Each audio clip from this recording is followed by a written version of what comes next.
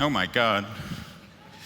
I remember, where is Boris? I don't know whether Boris or Patrick are here, but I remember being here I did my first Next Web speech 2008, and it was a lot smaller than this. So these guys have really grown dramatically. It's one of the best events, and I'm honored to be here. It's great always to be in Amsterdam. Many of you know there's been an ongoing debate over the last 20 years about the achievements of the digital revolution. A lot of debate about, we were promised many things about the internet revolution, about the digital revolution, by optimists, some even utopians. We were promised more equality, more jobs. We were promised a cultural renaissance. We were promised that the business model of Silicon Valley, the free model, would benefit everyone because we'd get all this great stuff for free search engines, free social networks, and that everyone would benefit. This has been a debate that's been going on for about 20 years. At first, most people thought that this was true. Most people thought that the digital revolution would actually benefit everyone. That it was one of the best things that has happened over the last 50 years, that it was radically improving society, economics, culture, that it was good for us, that it was making us happy, above all happy, connecting us, adding meaning, richness to our lives, making society better places. I was one of the few people back in 2007 when I wrote my first book, Cult of the Amateur, to argue, hold on, this isn't actually the case. When you unleash user-generated content, you undermine expertise, you create the ideal environment for fake news. In 2012, I wrote a book called Digital Vertigo, which suggested that social networks weren't actually very social, that they were actually compounding narcissism and isolation. Then in 2015, I wrote a book called The Internet's Not the Answer, that was a broad critique of the architecture of the digital economy, saying that rather than creating more democracy, more equality, more opportunity, it was actually creating a winner-take-all society, a winner-take-all economy in which a tiny group of technologists and a handful of massively powerful global companies were dominating everything. So this has been a debate that's been going on, as I said, for about 20 years. At first, people like myself were in a minority. We were the ones who were accused of being whiners and moaners. We were the ones who didn't get it. We were the ones who were reactionaries and nostalgic for an age that no longer existed. And some of those criticisms perhaps were fair. But over the last, I think, about 5 years, and particularly in the last couple of years, my camp, my argument, which criticizes the digital revolution, which suggests that rather than creating more equality, it's actually compounding inequality. Rather than creating more jobs, it's creating a looming jobless crisis, particularly associated with AI. Rather than enabling a cultural renaissance, it's actually compounding isolation and creating fake news and trollery and all the other things that we now take for granted about Facebook. And of course, rather than creating ideal new business models, the so-called free model, it's creating what many of us now call surveillance capitalism, in which we're watched all the time on networks like Facebook and Google, which supposedly are free. They're anything but free, and we've been turned into the products. Now, my argument, I think, is increasingly accepted, and it's rather embarrassing in some ways that it's now become almost the orthodoxy. Some people say, well, how do you feel? You've been arguing in the minority for a while, and now suddenly you're in the majority. What I feel, rather than vindication or any kind of moral victory, what I feel is that now the real challenge begins. Because I've never been a Luddite, I've never been against technology. In fact, my background is as a technology entrepreneur. I'm from Silicon Valley. I'm not against technology, but I'm against many of the ideals, many of the principles, many of the organizations which has currently driven the digital revolution. So now, in my latest book and in my latest mode of thinking, the real challenge starts. How to fix the future. Because we know we have a lot of problems. Everyone here will acknowledge it. Even Mark Zuckerberg acknowledges it when he's dragged before some sort of committee. Everyone realizes that the digital revolution is not working out as it was supposed to. Everyone understands that it's creating, there's no doubt, the 5 most highly capitalized companies in the world are all West Coast tech companies. Everybody knows that technology and AI in particular is in the long term going to take away many of our jobs, many of your jobs. That it's replacing drivers, that it will replace doctors and lawyers. Artificial intelligence has been created to replicate us. It's very exciting in many ways, enormous amount of entrepreneurial opportunity, but the reality is that it's inevitable that it's going to create a job crisis. We're surrounded, as I said, with the casualties of social media, the bullying, the sexism, the hatefulness, the anonymity, the destruction of our democracy by professional trolls in Moscow and elsewhere. And of course, as I said, digital surveillance, surveillance capitalism is the thing that's undermining our privacy and our sense of self. So what to do about it? How do we fix it? That's the challenge now. That's the thing that I address in this book. I spent a year traveling around the world. I went to Estonia and Singapore and India. I spent a lot of time in Western Europe. And of course, living on the West Coast, I talked to many venture capitalists, entrepreneurs, and policymakers all over America, both on the West and the East Coast, in Washington, D.C., and in New York, San Francisco, and Los Angeles. So how do we fix the future? This book is not theoretical. It's not abstract. I didn't sit in a room and say, how can we ideally fix the future? There's nothing utopian about it. I actually went out and talked to people who were fixing the future, who were building better, more viable business models, who were regulating this economy to create a more level playing field that will enable more entrepreneurs to compete with the giants like Facebook and Google. I went to schools which were reinventing education to enable people to learn, to be educated, to be prepared for this new world of artificial intelligence, where the very definition of what it means to be human is key. So what are the themes in the book? There is a meta theme. I call it Moore's Law, but it's not the Moore's Law most of you know. You're all familiar with Gordon Moore's Law. The law that Gordon Moore, the co-founder of Intel, created in 1965, suggesting that the power of computer chips will double every 18 months. This is the scientific law, or prediction, that has actually been true, certainly for the last 50 years, since 1965, more than 50 years now. This is the engine of the digital revolution. But there's another Moore's Law I came up with, because the consequence of Gordon Moore's law, Gordon Moore of Intel, is that technology has moved ahead of us. Most of us feel disempowered.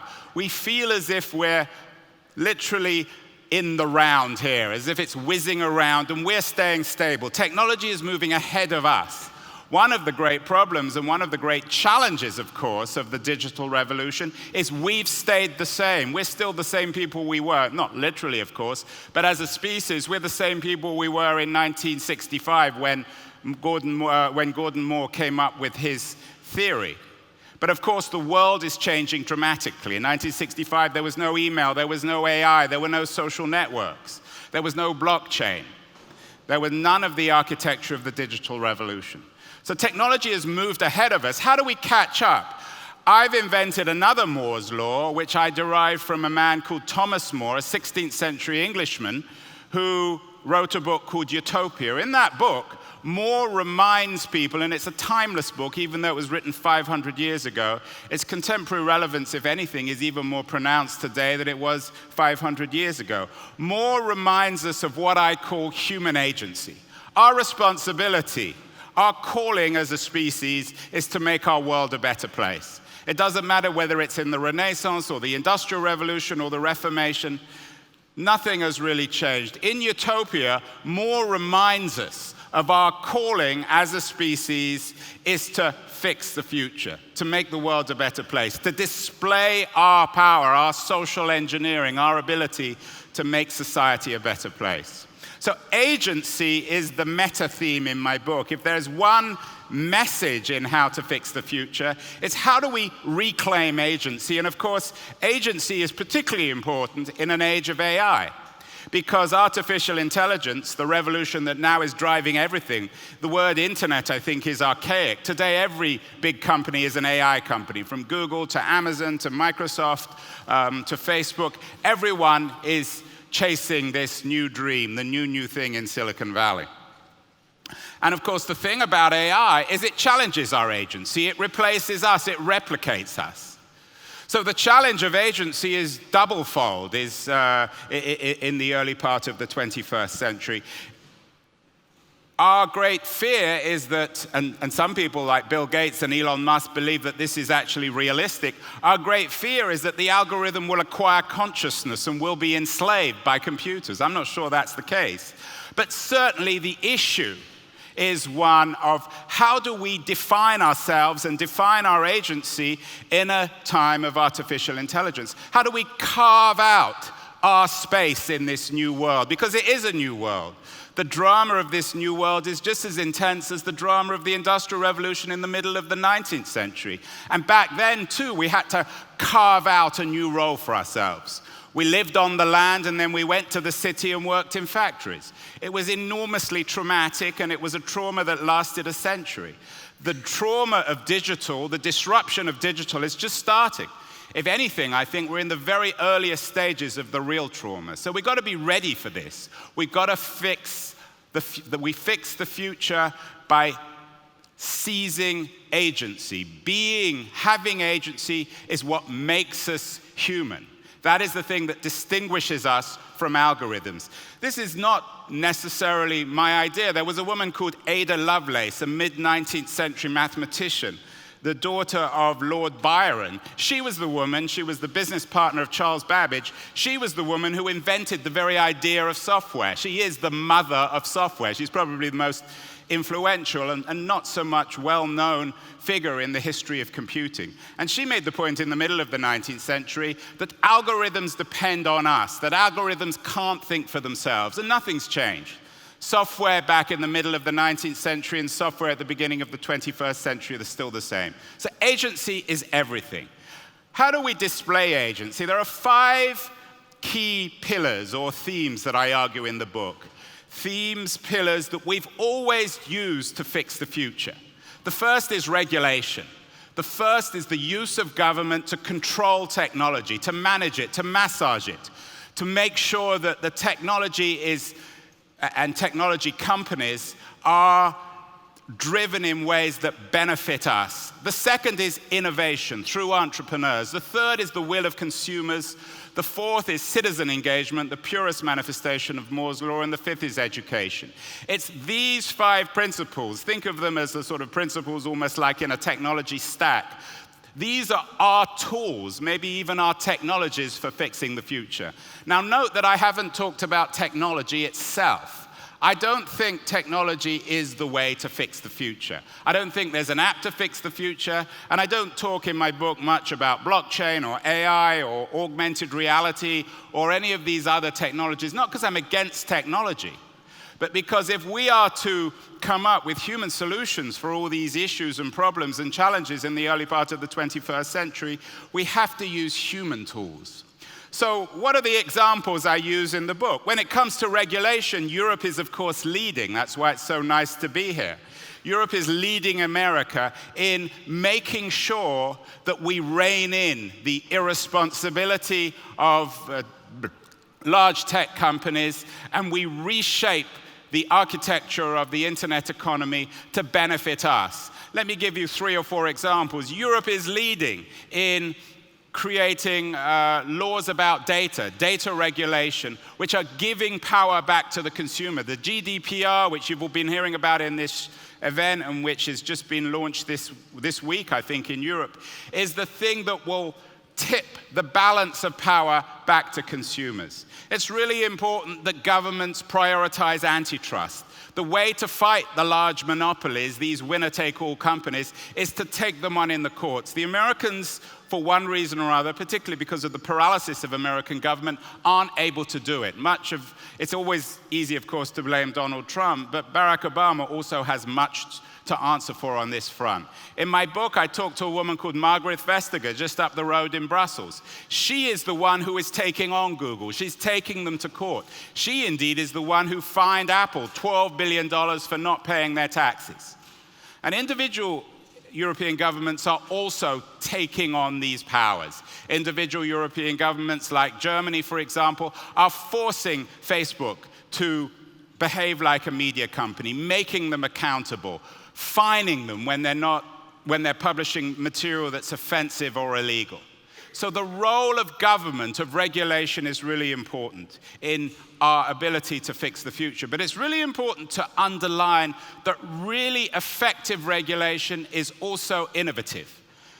And regulation doesn't work in a vacuum. I'm not calling just for regulation. We also need, of course, a new wave of innovation. Back in 1998-99, Microsoft had essentially killed innovation. They were trying to monopolize the digital economy. We're back there today. We need to revitalize the internet economy. We need to reopen innovation. And I think laws like the GDPR will enable a new wave of entrepreneurial innovation, data lockers, and lots of opportunities for new kinds of business models, which, again, as I suggested, don't turn us into products. Consumers also have an extremely important responsibility for shaping the future. We've seen it in other industries. We've seen it, as I note in my book, in the car industry, in the food industry. Consumers need to be more demanding. Consumers need to push back on the irresponsibility of many of these large companies. We're already seeing this with Delete Facebook. We're already seeing it with consumers recognizing that they don't want to be turned into product. The role, of course, of citizens is key, and my book has a whole chapter on different kinds of citizen initiatives, from lawyers who are making sure that Uber drivers are properly respected in the courts and are given their security, to prominent programmers and entrepreneurs in Silicon Valley who are demanding that new companies and programmers and technologists take more responsibility for their product. One guy who I interview in the book, called Tristan Harris, who many of you will have known, is calling for the creation of what he calls a kind of equivalent of a Hippocratic oath, so that software programmers and designers and entrepreneurs don't purposely create addictive products. We've been through this before with other industries. We've been through it with the food industry, we've been through it with the car industry, and in every industry, consumers and citizens have come out on top when they demand better products, when they articulate their agency. Last but not least, education. I have a chapter in which I go to new kinds of schools. Schools which are not focusing on industrial skills. Schools which are focusing on, as I'm quoting one teacher at the school, a Waldorf school. And of course, the Waldorf school principles were born in Europe, in Austria, with a man called Rudolf Steiner at the beginning of the 20th century.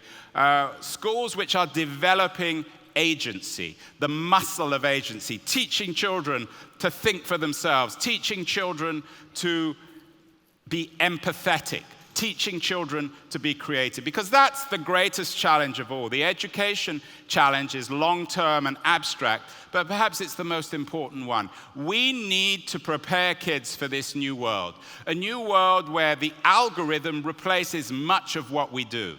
But the algorithm also creates tremendous opportunities. Think of it in medicine. Sure, there'll be algorithms that will replicate much of what a doctor does and designate disease and be able in a millisecond to be able to do research which no human being can do. But an algorithm can't sit down with a patient and talk to them about their illness. An algorithm can't articulate bad news or good news. An algorithm can't be empathetic. An algorithm can't give this kind of speech. An algorithm can't write books like How to Fix the Future. An algorithm can't sit in the audience. An algorithm cannot demonstrate agency. That is what we do. That is our place in the 21st century. And that's the kind of education system that we need to stimulate. It needs to be radically reformed from the top-down industrial education system, of course, which encouraged rote learning, which treated us like computers, The exciting thing about the AI revolution, the exciting thing about what Moore's law, Gordon Moore's law, has delivered us, is that we've been freed from that. Perhaps for the first time in our history as a species, we are able, or we will be able, to fully realize the kind of creativity and empathy of our species. But we've got to work for it. It's not just going to be delivered like a stork delivers a baby, or supposedly a stork delivered a baby in the middle of the night. Agency is everything. We each have a responsibility, particularly those of us in the tech industry. It's not going to happen overnight. It will happen with the combination of things I talked about: regulation, innovation, consumer action, citizen engagement, and education. It's going to take time. It will take a generation. But it needs to happen now, because the time today is right to fix the future. If we don't start addressing these profoundly disturbing structural issues of the digital economy, then in 25 years, the future will be unfixable. Thank you.